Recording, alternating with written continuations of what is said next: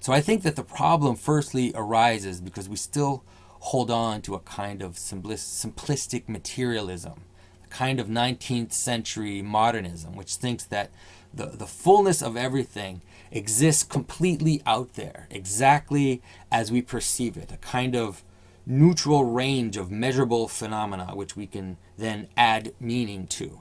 So in this view, symbolism is opposed, or at least it's divorced from this truly objective world. And if in stories and myths and music or in art we find these patterns of meaning, they're like an abstract layer that we, let's say, subjectively add on to an idiosyncratic and random world. The problem is that that's just not how it works. The problem of believing we're only, let's say, enumerating physical facts in a story is problematic, because there's constantly an overwhelming and seemingly unlimited number of facts all the time around us. When we look into the world, there's this field of potential being, and so we have two faculties that help us to deal with that. The first faculty is attention. That is our capacity to focus on something. We focus in and limit the world within our purposed activity at any moment. The second faculty we have to deal with the unlimited number of facts is memory. Most of the things we encounter around us just vanish, and they're specifics. We don't remember them. Our memory only remembers the things which are important to us for one reason or another. Our memory will string things together, string events together into coherent hierarchies and narrative structures. These structures, or these stories, they're already patterns. We often don't perceive the patterns, but the structure of why we remember something, or how we then order events for others, is already symbolic. Symbolic in the sense that they are ordered and patterned around things that have meaning. So symbolism is not opposed to a kind of neutral physical reality. Rather, symbolism is the very manner in which we perceive and organize the unlimited field of information. One of the first things that I remember that struck me when I began to attend an Orthodox church, I went to a talk that was given after a service.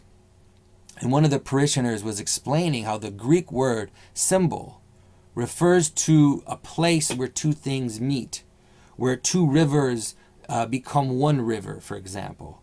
And that symbolism does not come about by adding a kind of metaphoric meaning on top of events, but is the very bringing together of events, the formation of analogies, the process of synthetic compression of multiple level of events, of patterns, of relationships. And it's the bringing of all those things together which constitute symbolism, but also constitutes the very manner in which we engage the world. And so, see, there is no reality which is not symbolic.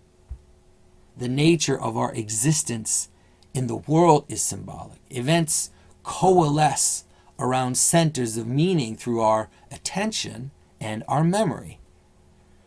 We all experience this constantly. And if one is attentive, what it does, it makes the world a magical place.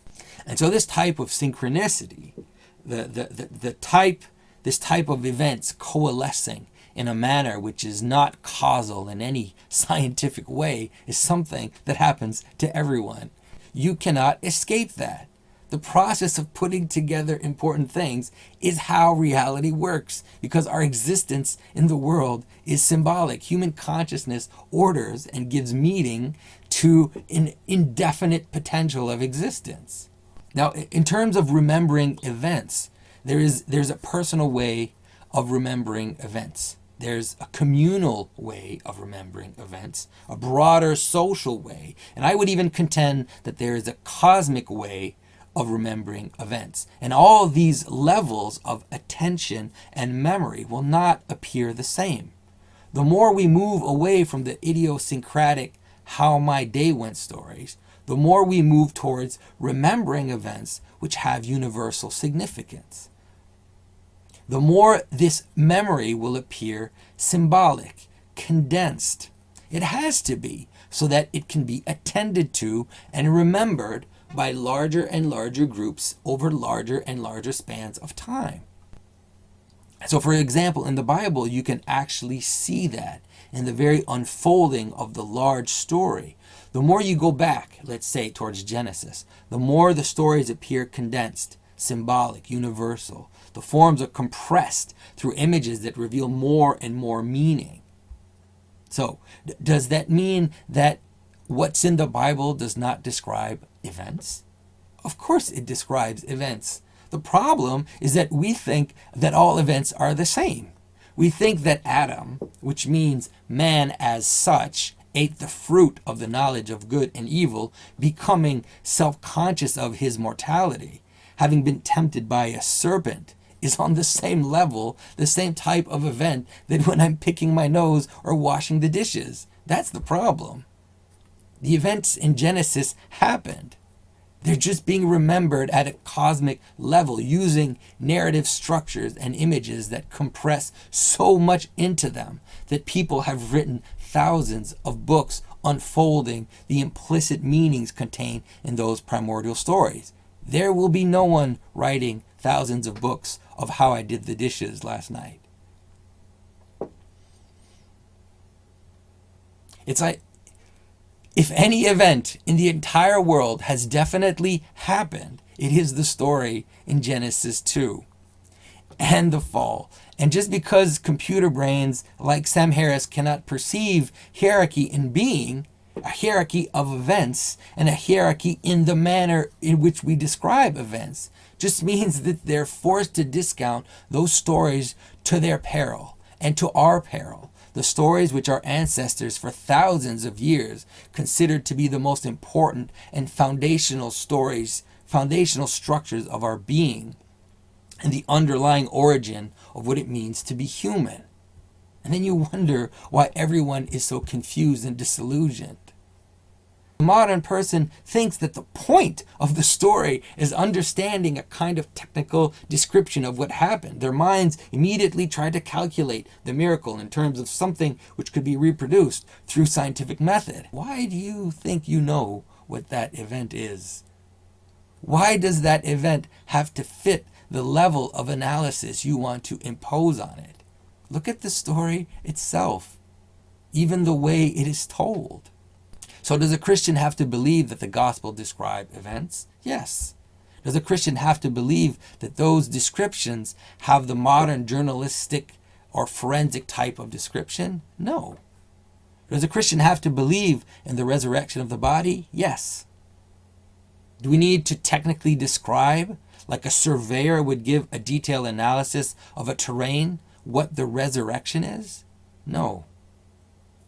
The resurrection imposes itself as the culmination of a giant pattern, a pattern which includes the natural patterns of death and rebirth, the seasons, the rotation of the cosmic bodies, a pattern which includes all the stories of the escape of the underworld, the crossing of the flood, and all the other tales of life rising out of death found in cosmic stories we remember and attend to until today. Even in our movies and in our TV shows, video games, comic books. I mean, the story of the resurrection is everywhere if you can see it. Well, the reason why I chose orthodoxy has to do with all of this. We believe that the world is symbolic. Our services, our prayers, the manner in which we remember through the Bible, through the legends and tales of the saints is because we know how memory and attention have certain forms, how they lead us to and keep us in the heart, in the memory of the center, let's say.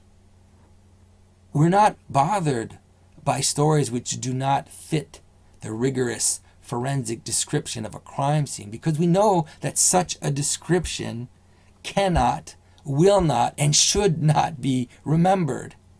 But our stories, as they join the cosmic pattern, as they participate in the eternal pattern, they will have a memory eternal.